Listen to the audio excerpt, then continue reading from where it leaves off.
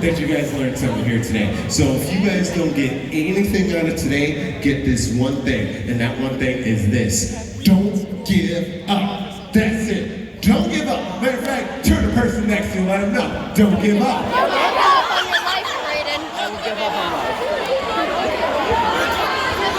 I need answers. My legs are gonna die with my binder in front of me. I'll never forget. One day, I am sitting at my breakfast table, minding my own business, eating a bowl of cereal, and next thing you know, I can feel my older brother staring at me. Now, you have to understand, my older brother, his name is Bud. I don't know why we call him Bud. I mean, shoot, they're just like, hey man, this is kind of creepy. I don't even know if Tony the Tiger would agree with this. And then all of a sudden, he goes, Terrance, I'm back. I could beat you in a race. I'm like, dude, of course you can beat me. You are 5 years older than me. Of course you can beat me. He goes, Terrance, I'm so confident I could beat you. I'm willing to bet you $100. I'm like, $100? You know how many Nintendo games I could buy with $100? This is back in the day. I got a PS5 now, but that's a different story. So I have to at least try to race my brother. Now, as we are making our way outside, we're making a little bit of a ruckus. And of course, my mom is upstairs. My mom wakes up. She comes downstairs. She's just like, hey! Promise my mom ain't on crack. Hey! What's going on down here? And I'm like, Mom, I'm gonna race Bud and I'm gonna beat him for $100. And you know, my mom, she loves me and everything, but she's like, you're stupid. You're cute, but you're stupid. So we start to make our way outside. Now you also have to understand, our house was on top of a hill, and at the bottom of the hill was the rest of the community. And so my brother, he goes, all right, Terrance, here's what we're gonna do. We're gonna go down to the bottom of that hill, first person back up, every single stretch I can do in order to make myself run a little bit faster, and then finally, we get down to the bottom of the hill, and he goes, on your marks. The minute he said that, I was just like, boom! I am in my position, I am ready to go. He goes, get set. And I'm like, all right, Terrance, laser focus, laser focus, laser focus. Then he goes, now hold on. And I'm like, hold on? What you mean hold on? That don't mean go, what you mean? He goes, Terrance, I'm so confident I can beat you. I'm willing to give you a 10-second head start. I'm like, oh snap, Merry Christmas to me. Okay, we gotta do this. And he goes, Terrance, are you ready? And I was like, shoot, man, I was born ready. You look dangerous. On your marks, get set, go. The minute he says go, I'm taking off. I'm running as fast as I can. My arms are flinging all over the place. Now, I'm not paying attention to the time. And I don't know if 10 seconds or 10 minutes have passed by. But then all of a sudden, I can hear my older brother's footsteps right behind me, and they're getting closer, and they're getting closer. And at this point in time, I'm starting to think I'm going to lose. At this point in time, I'm starting to think there is no way I can win. And then plus, we are running up a hill. I'm starting to think I'm gonna pass out and die. I don't know if you've ever seen a black man turn red, but it ain't a pretty sight. And as we're running up this hill, I just close my eyes, just hoping this will help me to run faster. But then, all of a sudden, within the darkness of my mind, I heard, run, baby, run! I was like, oh snap, that's my mom calling me, I gotta go. So I start picking up the pace, and I'm running just a little bit faster. Next thing you know, I can feel the embrace of my mom. And she goes, you did it, Terrance, you beat him, you did it. And I was just like, I'm here. And I'll never forget, my brother comes over towards me, he throws a $100 bill in my face, and he goes, I'm still prettier than you. But I don't even care, because on that day, I beat my brother. Now, I didn't win the race because I was faster than him. I didn't win the race because I was smarter than him. The only way I was able to win and finish the race was because I didn't give up. Students, listen, each and every single one of you, you are in a race, and that race is called life. And I have to tell you guys something right now. I don't know if you guys saw it when you came in, but there was a lot of students over here. Now, I told them the same message I'm telling you right now, and don't give up.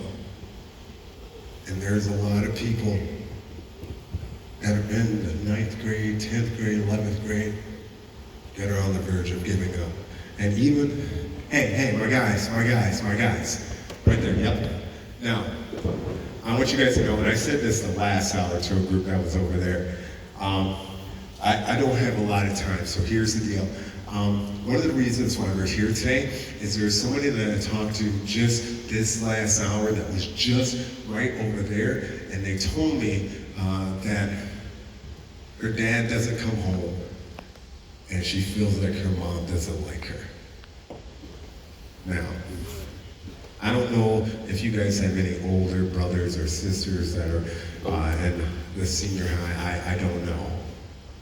But I know that if there were some students in that last crowd that were hurting, and I know there's some students in this crowd that are probably hurting too.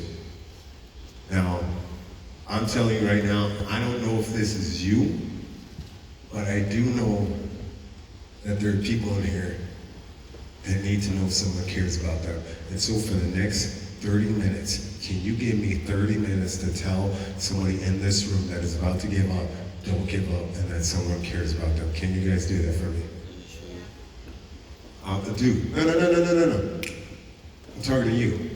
Can you give me those 30 minutes to do that? Yeah. Cool. Now, I want you guys to know, I take my job seriously. Matter of fact, did you guys know that in the last 2.5 years, the suicide prevention hotline said calls rose over 800%. 800%. That says to me that there are some of you sitting here right now, you are a part of that 800%. And man, that breaks my heart. To know that there are some of you sitting in this room right now and you feel so alone that you don't think you have anyone to turn to. I'm telling you right now, don't give up. Don't give up. There are people in here that are looking for you. There are people in here that care about you. Matter of fact, it was about a couple of years, maybe a year ago, 2 years ago, and we were like up north in Minnesota, right? Super cold, and I get done with this assembly, and all of a sudden, this 12-year-old kid comes walking over towards me. And he goes, "Terrance, are you gonna go to Bemidji?" And I said, "Bro, I don't even know where I'm at right now." And he goes, "Well, if you go to Bemidji, can you go to McDonald's?" And I responded with, "Ew." Well, come to find out, this kid had an older brother. And a couple of months ago, his older brother got into a fight with his parents, and he just left out of the house. And he goes, "I haven't seen my older brother in months. All I know is he works at a McDonald's in Bemidji. If you see him, can you tell him I love him? Can you tell him I miss him?" I'm like, "Bro, I don't even know how many McDonald's there are in Bemidji, Minnesota, but if I see him, I'll tell him." So later on that night, we're driving through Bemidji. We see a McDonald's over there, McDonald's over there, McDonald's everywhere. And I'm like, "Hey man, why don't we just stop? Let's just stop at one McDonald's." What's the worst thing that can happen? The very first McDonald's we stop at, that's where his brother's working. And I'm like, "Dude, I know this is really weird right now, but I just have to tell you that I met your little brother, and he told me to tell you he loves you, and he misses you." There's some of you in here right now that there are people that are looking for you, and not in a stalker kind of way, but they're looking for you because, let's be honest, for some of you in this room, when bad things happen, when you feel like you are hurt and someone does something to you, you put up that wall. And you let people know, "I can take care of myself and I don't need you." There are some of you that you're not even here emotionally right now. There are some of you in here that may not even be here mentally, and there may be just some of you that are barely here physically right now. And I want you to know that there are people that are fighting to get to you. And I knew on that day we were there at that school for that moment. And there's another story, or another time I went to a different school and I told that same exact story. And this girl came up to me and I remember she was like wearing like a red hoodie and she comes over to me and she goes, "Hey Terrance, if you go to the town over, there's an ice cream shop and my grandma works there. If you see her, can you tell her I said thank you?" And at first I was like, "Okay girl, I am not search and rescue, okay? I can't be going around and finding everybody's family members." And she goes, "Well, I've been in foster care for the past 4 years, and the last time I had a good memory with my family was with my grandma. And I just wanted to tell her thanks. I don't know when I'm going to see her again. Just tell her thanks." Well, I wish I could tell you guys that I saw her grandma and I was able to say that, but I didn't find her grandma that day. And I don't know how her story ended. But I do know that for everybody in here right now, your story's not done yet. We were meant to be here today, and you were meant to be here today. Don't give up. See, there's this one school, it was in a gym filled, just like this one, right? But in the middle of the crowd was this girl. And every so often, she would take out this tissue, put it to her face, and put the tissue back in her pocket. Didn't matter if it was a funny part, didn't matter if it was an emotional part. Every so often, she would take out this tissue, put it to her face, and put the tissue back in her pocket. So of course, as soon as the assembly's done, principal comes over, he's like, "Hey, thanks for coming to our school today." And my friend, he goes, "Can I ask you a question about one of your students?" He goes, "Oh, you want to know about Teresa?" We're like, "Dude, there's hundreds of students sitting here right now. How do you know which one we're talking about?" He goes, "Talking about the girl with the tissues, right?" "Yeah, that's Teresa." "Well, do you know why she has the tissues?" And he goes, "Honestly, none of us on staff know why. But if you want, we can call her down to the office, and if she wants to tell you, she's free to do that." And we're like, "Yeah, that'd be really great." Now, I gotta tell you guys, it's the coolest thing in the world where you could just go to a school and just be like, "I want that one." And they're like, "Give them the students."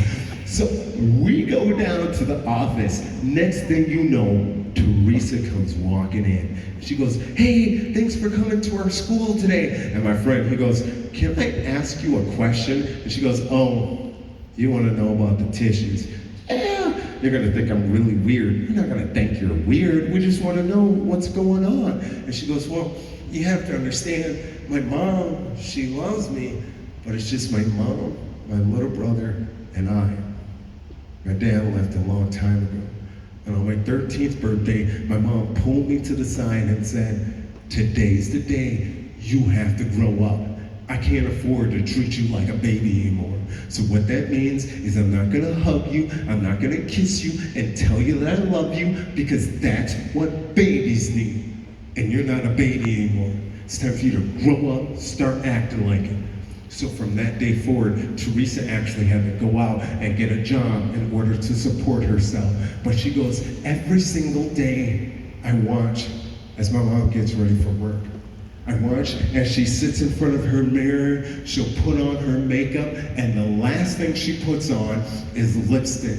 She'll take out the lipstick, put it on, then she'll take out some tissue, wipes off the extra lipstick, she throws the tissue in the garbage, and she goes to work." She goes, "She does this every single day." And one day, just like every day, I watched her. I watched as she sat in front of that mirror. I saw her as she put on her makeup, and then I saw her take out that lipstick, put it on, then she took out that tissue, wiped off the extra lipstick, she threw that tissue in the garbage, and she left for work. And she goes, as soon as she left, I snuck back into her room, and I went to that garbage can, and I pulled out that tissue. And now, every single time I want to think that someone loves me, I'll take out the tissue and I put it to my face and I pretend it's my mom kissing me again, telling me that she loves me. The only kind of love Teresa gets is from a garbage can. There are some of you in this room right now, I can tell, some of you think that's what you get. Garbage love.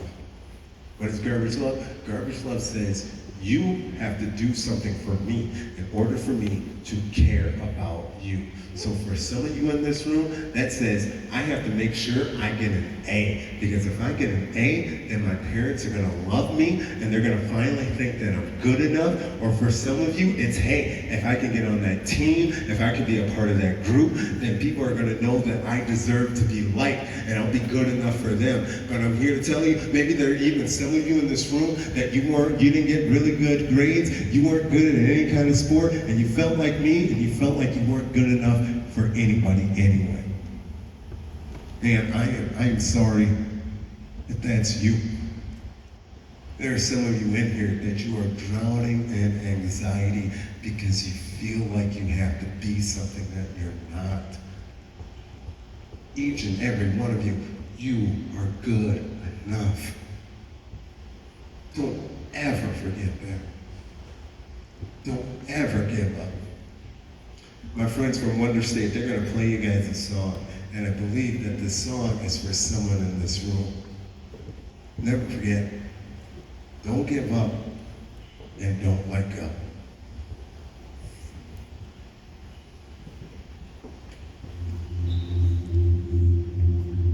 Sometimes it's hard to tell the truth. So you know I'm talking to myself too. We all have trouble dealing with the pain. And when we're hurting all, we push ourselves away. But you belong here. With all your hopes and fears, with all your heart, your scars and secret tears, you belong here.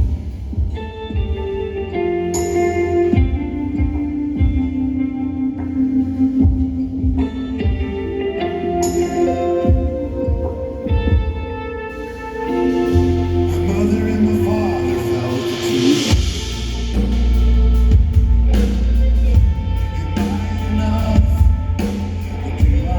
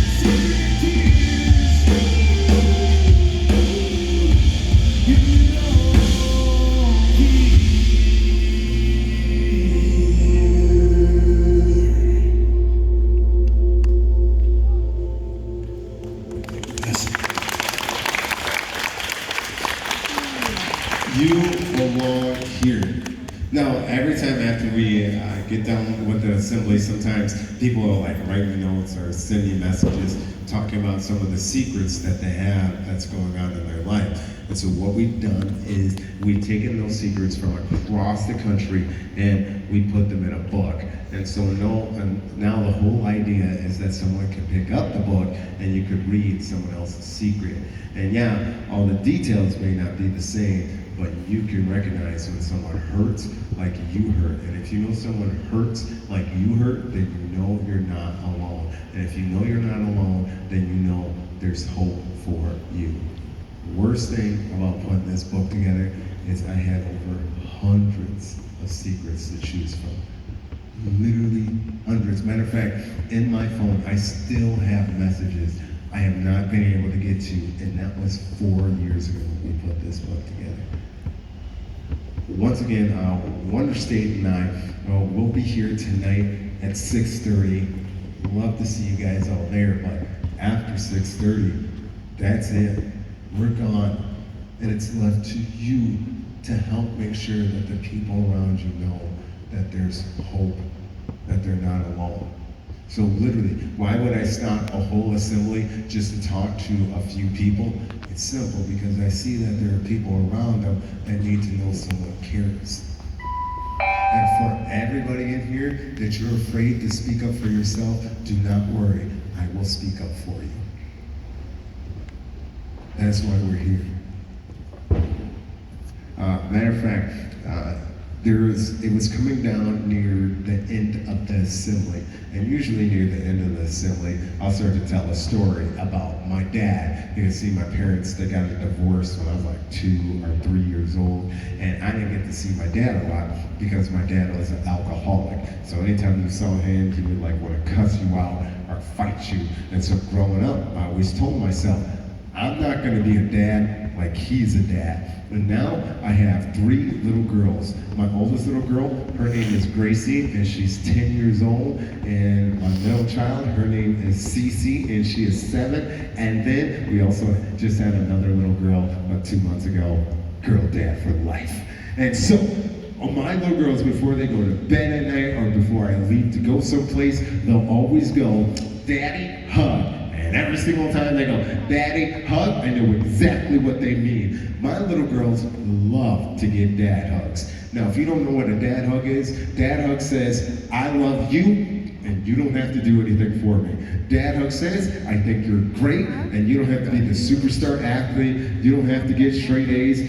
I just think you're great because you're you. My little girls love to get dad hugs because they know it doesn't matter how many times they say, bye Felicia, they will always turn towards their dad, and their dad's gonna love them no matter what. So I'm sitting in this gym, and I'm like, hey, maybe for you, it's a dad hug. Maybe for you, it's a mom hug. Maybe for you, it's a friend hug. I don't know what it is, but if you know you need that hug right now, I want you to come on down. I want you to get a hug from me, because I get the best dad hugs ever. But sure enough, all these students started to come down, tears streaming down their face. I'm trying to give each and every one of them a hug, but out of the corner of my eye, I see this one dude, and he is pacing back and forth, and I'll never forget it. He was wearing all black that day, and he had his hood up, so I couldn't see his face, John Zeno. And so, as I'm sitting there, and I'm trying to give each and every one of them a hug, I've got like one eye on this guy, because I'm like, shoot,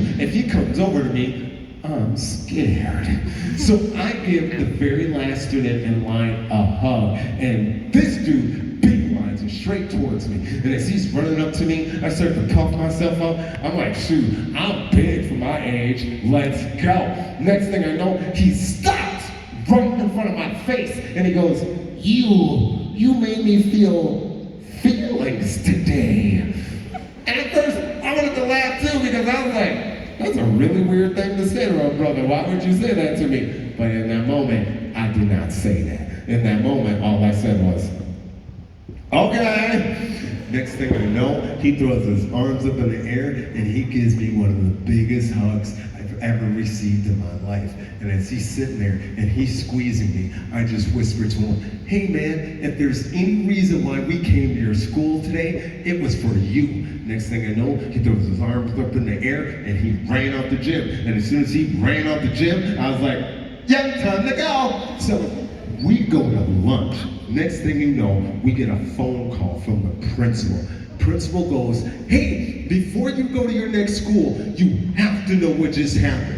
See, after you gave all the students a dad hug, they all went back to their classrooms. But there's one student in particular where no one talks to him and he doesn't talk to anyone. He went back to his classroom, but he sat in the back so no one would talk to him. But then all the other students in the class began to talk about how cool it was you gave them all dad hugs. One girl in the class turned towards this kid and she goes, hey, did you get a dad hug from Terrance? This dude stood up in the back of his classroom and goes, I've never received a dad hug in my life.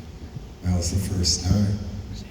Next thing you know, all the other students in the class proceeded to give this guy a hug to let him know that today was a different day. And as soon as the last person in the class gave him a hug, he ran out of the classroom. And the principal goes, he ran to my office, walked up to the desk, and put a gun down on the table and said, today was the day I was going to take my own life until I knew someone cared about me. Someone cares about you.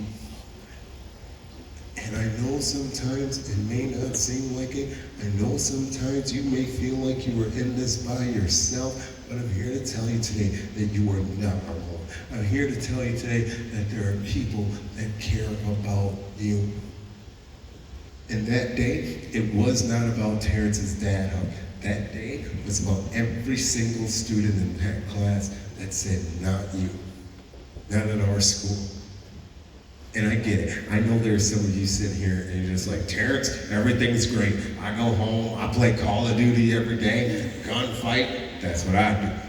But you have to make sure that you're paying attention to the people that are around you. You guys don't even know right now. I know that there's someone sitting here and you are just feeling it all right now. I know there is someone sitting here, and I'm not guessing, I see it, when you're hiding something and you don't think anybody sees it. There's someone in here that you are sitting next to people, but you still feel by yourself. And man, I am sorry, but I want you to know that someone notices you and someone cares about you. Don't give up. Man, my guy right there. Dude. Okay, I literally, no, don't look at him. I literally talked to him at the beginning. And this dude, he's been cool about it. And he's respected the people around. But you, my man, you keep on talking to everybody around you. Now, once again, I am not here to embarrass anybody by any means. But, once again, there is someone sitting around you guys right now, and I am pleading for it. I am pleading for them. They are hurting really bad, and I see it, and you don't see it. But I'm telling you right now that you are taking the attention away from them because they know that they are by themselves, and you're putting it back on yourself. And that's a jerk move. Don't be that guy. Okay? And I'm not mad at you. I'm just standing up for them. We good? Are we good? Dude, are we good? All right.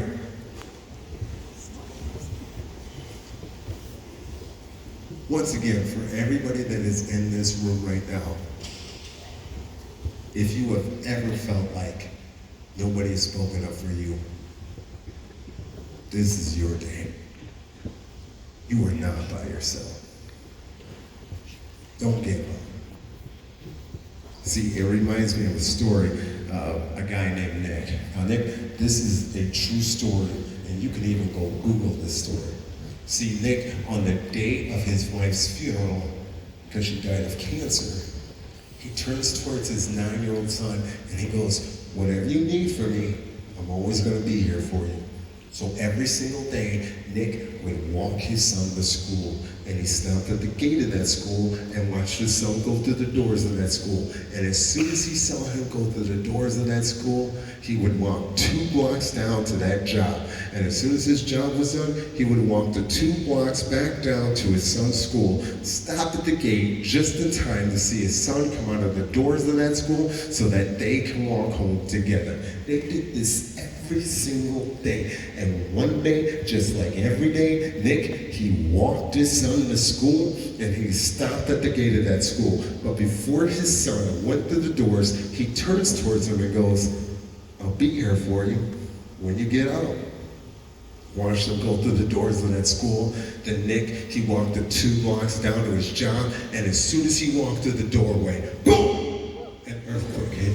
People began to hide underneath chairs and tables. Nick grabbed onto the corridor of the doorway. Pieces of the ceiling began to fall down. But as soon as the earthquake was done, people came out of their hiding places. Are you okay? Are you okay? But not Nick. As soon as the earth stopped moving, Nick, he ran out of the doors of his job. He ran the 2 blocks down to his son's school. He turned the corner to face the school, and all he saw was a pile of rubble.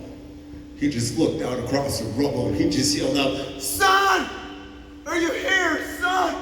But he didn't get any response. But instead of waiting for the police and the ambulance to arrive, Nick, he just jumped into the pile of rubble, and the whole time he's screaming out, Son! Please answer me, son! See, Nick, he finally found a spot in the rubble that he thought his son's classroom would be, and he just began to dig. He's picking up the rocks, he's picking up the glass, he's throwing it to the side, and the whole time he's screaming out, Son! Are you here, son? And see, Nick, he didn't just dig for an hour, he didn't just dig for 2 hours. Remember, this is a true story. He ended up digging for 33 hours straight. His hands are so worn and torn from picking up the rocks and the glass that when the police finally got there, they tried to get him to stop. Hey man, you're gonna really hurt yourself. You really need to stop. But Nick was like, no, I have to be the one to find my son. I've got to be the one. And so they gave him gloves so he could continue the dig. And on the 33rd hour, Nick picked up a rock that revealed a hole in the rubble. He threw that rock to the side. He placed his head in that hole and he just yelled out, Son! Are you here, son? And very faintly he heard, Is that you? Yes, Dad, it's me. Give me your hand. Let me lift you up. Dad, my friends are down here. Save them first! Save them first! And so Nick, he put his hand in that hole and he pulled up one student and another student and another student. On that day, Nick ended up saving 12 students' lives. But on the 13th student, he pulled it up and it was his son. And he goes, Dad, I knew you would be here. I told all my friends you would be here, and you are. See, there's some of you sitting in this room right now, you don't think someone would dig 33 hours to get to you, but I'm here to tell you today, you're wrong. I'm here to tell you today that there are people in this room that would dig more than 33 hours to get to you. Why? It's simple. Because you're important and because you matter. I don't know what happened before today, but I do know that right now, at this moment, today, that you're not alone. That our pain will not separate us from one another, but it will bring us together today. Because we're all in this together. As a matter of fact, if I can have every single staff, faculty person, if you work here in this school, I just want you to come down and I want you to line up on this line right here. You just stand up. I promise I'm not going to make you dance again. Now, as you are coming down, you have to know that my wife is a senior high counselor at a school in Milwaukee, Wisconsin. And I had told the last group, this has been the hardest 2.5 years of my wife's life. I have never seen my wife cry so often. She's talked about how she was trying to reach out to students, but they don't reach back. She's talked about how parents will call her and say, why aren't you doing more for my son? And she's saying, I'm doing the best that I can. her school, they had almost 40% of their staff put in their resignations. Why? It's simple, because they're tired. And I know right now, it probably doesn't feel good to work at a school. But we're here because of you. We're doing this together because of you. My wife, before last year ended, she came home crying because she said that she felt like she was a failure at school and she felt like she was a failure at home because when she got home, she didn't have anything left to give to her family. My wife is not a failure. And if my wife isn't a failure, you're not a failure either. Message for them, don't give up. Message for you, even more so. Don't give up. We need you. Students, when I talked about the importance of a dad hug, a mom hug, a friend hug, I can see it on some of your faces. And you're saying to yourself, I don't get that when I go home. And I am sorry for the things that have happened to you. I'm sorry for the secrets that some of you are holding right now. You shouldn't have to hold those things by yourself. But I'm here to tell you right now that just like the son in the story, not only are there people that want to come and help dig you out of that hole that you may feel like you're in, those people, they're already here now. So this is what I want to do. In a moment, I'm going to ask all of you to stand up. And when I say go, I want every single student in this room, I want you to come down and I want you to stand in front of one of these people. And you know what they're gonna do? If they're comfortable with it, they're gonna take their arms, they're gonna place it around you, they're gonna squeeze you, and they're gonna tell you that you matter. So I need everybody to stand up, stand up, stand up.